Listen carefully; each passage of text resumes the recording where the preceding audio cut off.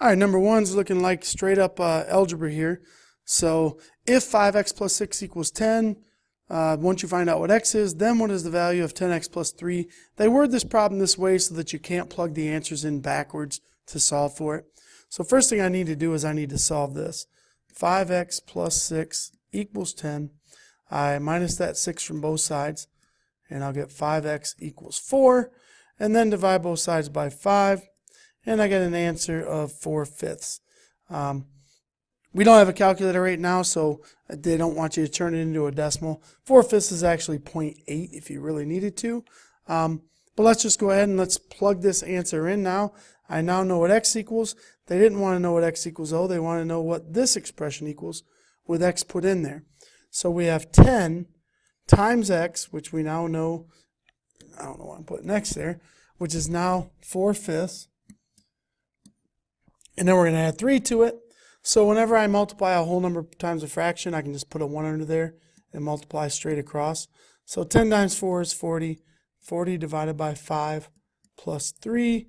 Well, that's 8 plus 3, aka 11. So the answer is C. You also, if you knew that 4/5 was the same thing as 8/10, you also could have just used 0.8 and did 10 times 0.8 added to 3, which is 8 plus 3, and you would also get 11 that way. So the correct answer there is C. Moving on down to number 2. Number 2, we have a system of equations. Which of the following ordered pairs satisfies the system above? So these are all x comma y's, and we have to find the right combination that makes both of them true. Lots of different ways to solve these. You could plug all these numbers in, although that could be kind of time consuming. I'm going to use a method called elimination. This first go at it. Elimination is I want to try to make the coefficients match up. So I either want to get like a 3x on the top row to match the 3 on the bottom, or a 2y to go with the negative 2y. I'm going to times the top row by 2, and I'll kind of show you why in a second. But I multiply the top row, everybody gets times by 2. And I get 2x plus 2y equals 0. And then I have 3x minus 2y equals 0. And I chose that 2 because I really like it when my signs are different. See how I have a positive and I have a negative? I'm going to add those two together, and they're going to disappear. So 2x plus 3x is 5x.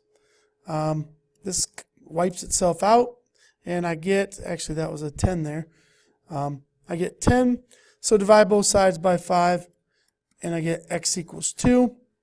Looking through at my answers, this is the only choice that has x equal 2, but maybe I'm a little nervous, maybe I'm not positive, so I may go back to my original equation up here, and I'm going to substitute this 2 in. 2 plus what is 0? Well, y would have to be negative 2. So it looks like this answer does check out. So that's one method using elimination. There is another method that some people use called substitution, which you could use that method as well. That involves solving one of the equations for a given letter. So let's just say on this top equation, I rewrite this as y equals negative x, meaning I just kind of throw that x to the other side and make it negative. Well, now I have something to write in place for this y. So I'm going to have 3x minus 2 times, and instead of y, I'm putting in negative x. And it achieves the same goal. Basically, now I have an equation with no y's in it and just x's. So I crank it out, and I get 3x plus 2x equals 10. That's 5x equals 10. And I'm back to the same game. X equals 2, plug it in, and you get the same answer, B, either way. All right, number 3, a landscaping company estimates the price of a job in dollars using the expression they have there. So maybe I try to go, the cost of the job is 60 plus 12 times N times H. Well, what is N and H? It said N is the number of landscapers. So this is how many actual workers we have. And H is the number of hours. So you think about if you're a company and you're charging for a job, you know, the factors are how many guys you have to have work for you and how many hours do they have to work. And then ultimately they want to know, what does the 12 represent? Well, since the 12 is being multiplied by the number of workers and the number of hours, that must be how much I'm paying each worker. So it looks like I'm paying every worker $12 per hour. 60 must be some sort of a flat fee just to show up. So I'm charging $60 right off the top just to, drive my trailer and my equipment and get all my guys there. And then I'm paying the guys out. So I think the best choice for this one would be A. Company charges $12 per hour. The 12, we don't know the minimum number of landscapers for a job. We don't know that the price is increasing or going up by $12 every hour. That would only be true if there was one worker, so it can't be that one. And each landscaper works 12 hours a day. We did not know that either. So I believe the only answer that makes sense here is A. All right, number 4. Looks like a couple different ways we could go about doing this one. First way is I could factor this thing, so I can kind of break it out. And I need to find the front numbers. I need to find 2 expressions that can give me 9a to the 4th. Well, I know I can get a to the 4th by going a squared times a squared. I know I can get 9 by using 9 and 1 or 3 and 3, but looking at my choices, it's either going to be a 9 and a 9, because this square basically means you're doing this over again. So I know 9 times 9 would be 81, so I know it's not going to be these two. So I know it's going to be 3a and 3a, so that'll give me 9a to the 4th. To get my back numbers back there, to get 4b to the 4th, I'm going to need a 2b squared and another 2b squared. And since everything was positive here, I know that both of these guys were positive. So it looks like the correct answer here is going to be A. 3a squared plus 2b squared multiplied by itself. Now you also could have just started multiplying out the choices. You also could have just kind of ran down here and tried this first one and multiplied it by itself. That square just means repeat it and kind of do your FOIL, your first times first, outside, inside, last. You could have did it that way as well, but it might have been a little more time consuming if the answer hadn't have been A. All right, number 5 looks like we have an equation with a radical, aka a square root in there. It says k's got to be bigger than 0, x equals 7.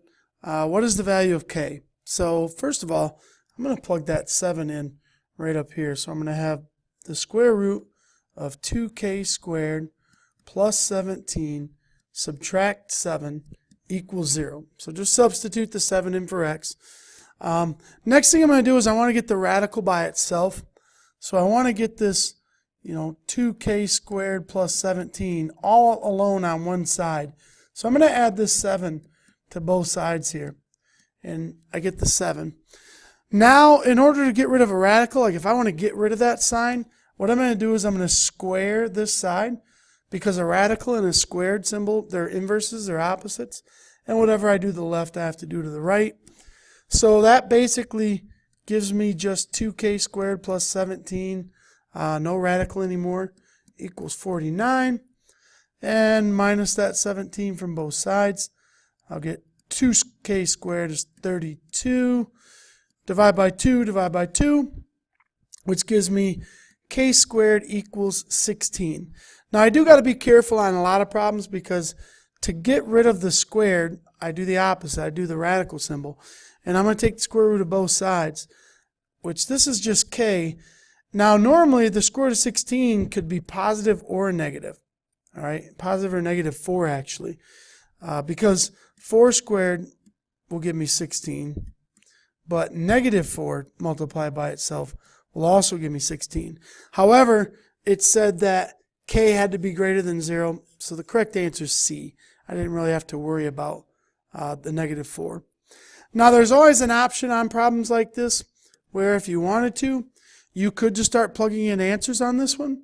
So when it said what's the value of k, I could have just, and I knew what x was, I could have just tried this first number and said, hey, what's the square root of 2 times 2 squared plus 17, take away 7, and then I see, does it equal 0? You know, so you run it down and you say, all right, do powers first. 2 squared is 4. 4 times 2 is 8. 8 plus 17, take away 7. Well, that's the square root of 25, take away 7, which would be 5 minus 7, and that is not equal to 0. So that would tell me, hey, 2 doesn't work. So then I would have to go back and I'd have to repeat the process, but now instead of putting 2 in there, I would plug 3 in there. And I would work it out, and I would keep on going down the line until I got the right answer. Sometimes that's faster, but I think on this problem that would probably be a little bit slower than just solving it straight up.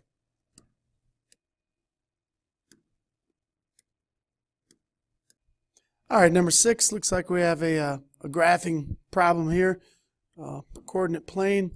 So it says in the xy plane above, line L is parallel to K. What is the value of P? Well, a couple things. Number one is, if you remember what slope is lots of ways you can write it. You can write it as rise over run. I like to think of it as the change in y over the change in x, which most of the time you see it written as y2 minus y1 over x2 minus x1. So you could go that fancy route. I'm going to do this one a little bit different. It said L is parallel to K. So whenever you have two lines that are parallel, that means they have the same slope. So basically, I'm going to check the line of slope L. Ultimately, I got to find out what x value goes there. How far to the right is that point? So over here on the left, you know, when I go up, my rise and my run for this problem, it looks like I'm going from a height of 0 to a height of 2. So I rise 2 and I run 5 to get from negative 5 all the way to 0. So my slope is up 2 over 5. Well, if I start from here and I want to be parallel, if I go up 2, that's going to put me right there, and then over 5, that's going to put me right here. And then if I do another, you know, up 2 over 5, I've now went over a grand total of 5 plus 5 more. So this should be 10, 0. So the correct answer for this one is 10.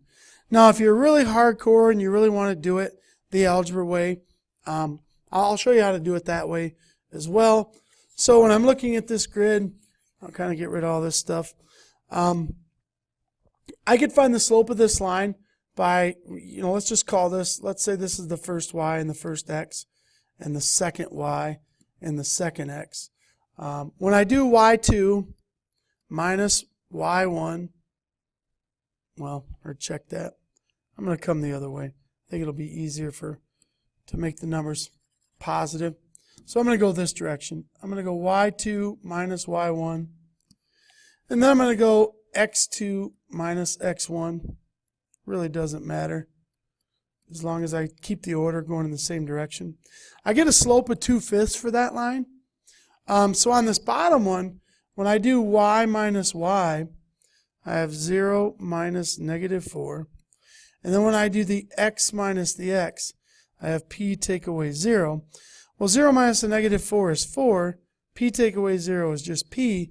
So I have 4 over p, but I need it to equal 2/5 because that was the slope of the top line. So then I could just cross multiply to solve this proportion. And I get 2p equals 20, or divide by 2 both sides. And I get p equals 10. So just another option, but I definitely would have probably done it the first way. I think it's easier. All right, number 7 over here is looking like laws of exponents. And I see that I'm dividing two things with the same base, x to the something divided by x to the something. So just a little quick refresher. When you want to divide, let's just say x to the 8th divided by x squared.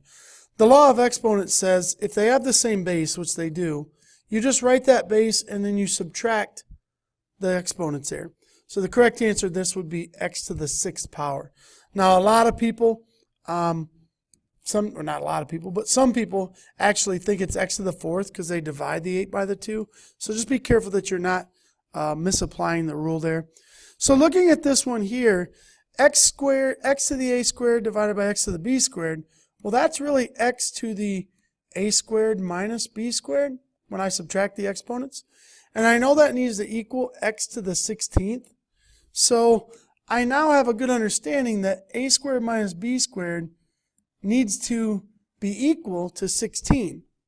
So we kind of set that equation up. X squared subtract b squared equals 16. And now I see that this is a quadratic over here that I need to factor. So I need to factor this out. And it turns out that it is the difference of squares. So the first term makes a squared, so that's got to be a times a. And the second part's got to be b squared. Well, the only way to make that is b times b. But now I got to be a little bit careful. The difference of squares means that one is going to be a plus and one is going to be a minus. That way I end up with no middle term, no AB term. And now I can just kind of look at this other clue up here.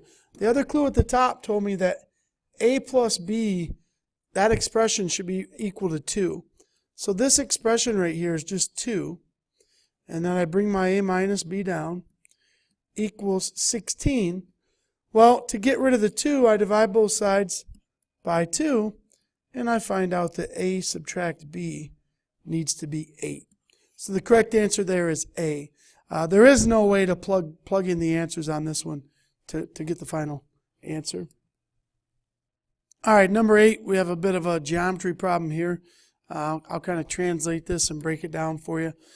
It says the measure A in degrees of an outside angle, exterior means outside, of a regular polygon is related to the number of sides. So let me kind of draw this out really quick. And I'm not going to draw a full regular polygon, but let's just say we kind of start taking off, maybe like we're going to be an octagon or something like that. If you extend one of these sides out, this angle out here on the outside of like a stop sign, that's called the exterior angle. And there is a formula that said for any shape, if you take the number of sides and you multiply it by the exterior angle measure, it's going to come out to be 60. So that's what this equation does. We have the number of sides times the exterior angle measure is going to equal 360 degrees. That's a fact for all shapes. But it says if the measure of an outside angle of a regular polygon is bigger than 50, so if this dimension right here is bigger than 50, what is the biggest number of sides it can have? So that means that maybe more than one of these are the right answer, but I want the greatest number of sides. So I'm going to go ahead and I'm going to just try the biggest one right out of the gate because of that. So if I had 8 sides and I got to be bigger than 50, well, let's just say, I don't know, 8 sides times, let's just look at 50 degrees. Well, even if it wasn't greater than 50, I am already at 400 degrees, which violates the rule. So I know 8 can't be the number. So now I'll try 7. Maybe I'll move on up the ladder. 7 times 50. Well, that's only 350, so I think we're in pretty good shape. That gives us a little bit of room so that if this is a little bit bigger, let's say 7 times 51, that'd be 357, and I'd still be okay. So I think 7 is the greatest number of sides it can have if the exterior angle is bigger than 50 degrees. So the correct answer there is C. All right, number 9. The graph of a line has a slope of 2, goes through that certain point, 1, 8. Graph of a second line goes through a couple points. If they intersect at that ordered pair, A comma B, what is the value of A plus B? All right, so a lot going on in this problem. I'm going to first, I think graphing this one might be the most straightforward way of doing this. So I'm going to kind of make my grid. And I'm purposely not doing negatives just because everything I'm seeing are in the first quadrant, the upper right. So let's just kind of get this thing on here. And I want to quickly graph this out. And I got to be careful that I'm going to space these properly. So maybe I'll just go out like 5 over here. And maybe I'll go out a couple over there. They don't have to be perfect, but I do think it is important to kind of keep them somewhat uniform size. 4, 5, 6, 7, 8, 9. Maybe I'll go up to 10. And I'm just doing that because 2 lines are crossing. So it's kind of important exactly where they're at. So let's do the first line. First line contains the point at over 1, up 8. 2, 4, 6, So right there is over 1 up 8. And it has a slope of 2. So that means I got to go up 2 over 1. So slope of 2 means go up 2, right 1. So up 2, right 1 would put me right there. And then coming the other way, down 2 and left 1, down 2, left 1, down 2, left 1, down 2, left 1. So I now have this line that I can sketch. It's not perfect, but pretty good. That's the first line. Then it says the graph of the second line goes through these 2 points. So right 1 up 2 and right 2 up 1. So the slope of this line is pretty easy. It looks like it's just going up and over 1 every time. And you'll notice right there is where they cross. So boom, hit it right there.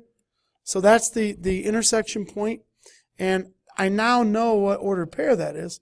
That right there is at left 1 up 4 units. So in effect, I now have my AB, and they wanted us to add those 2 numbers together. So -1 plus 4 gives me a correct answer of 3.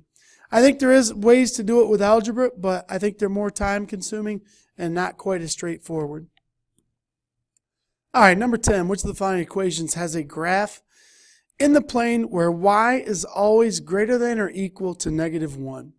So since this is on the no calculator, you basically have to know what all these graphs look like to try to make it come out to be where it's always greater than or equal to -1. So I'm going to show you the first option, which would be if you did know what all those graphs look like, and kind of go from there. And then I'll show you a way to kind of cheat it and just put some numbers in there to see what works out. So here we go. First thing, let's just think about the parent function for a lot of these. So if I have this coordinate plane, and the magic line here is y has to be greater than or equal to -1.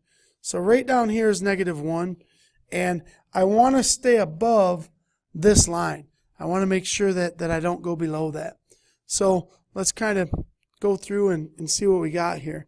Well, the parent function, just y equals absolute value of x. You might not be very familiar with this one, but basically you start at 0, 0, and you go right 1, up 1, and you go left 1, up 1, and you continue that same slope, and it makes basically this V look. So that's what y equals absolute value of x looks like. Well, the -2, all that does is it shifts this function down 2 units. So that now, if I shift down 2 units, I'm going to be right here. And now my V is going to start taking off the same way. And I've now violated the problem that says y had to be greater than or equal to -1. So I know that one cannot be correct. So I'm going to get rid of that. Well, now I'm going to try the second one. I'm going to do the same game. And my criteria line is kind of right down here. And the parent function for y equals x squared is a bowl. It's a parabola that basically, it's kind of like the top one, but it's smooth. It's a smooth curve. And same idea. The -2 is basically going to shift it down 2 units. And now it's going to be down here. And again, we violated our rule about y being greater than -1. So now we move on to the next choice, which again is a parabola, which is kind of nice. So we start off, you know, we're trying not to go underneath this line. Well, whenever you see this in parentheses like that, it's still y equals x squared, but I'm shifting it to the left and to the right. And what this -2 does is it basically took my parabola, which had a vertex right here at 0, 0. And when it's -2, I know this is kind of counterintuitive to what you would think, but -2 means you're going to move it right 2 units. So now I have a parabola that's over here, which is going to be totally cool because I did not go below the y line. So this is actually going to be your correct answer. Just to let you know, if it said y equals x plus 2 squared, that would have moved it 2 to the left. So you kind of have like this thing going on.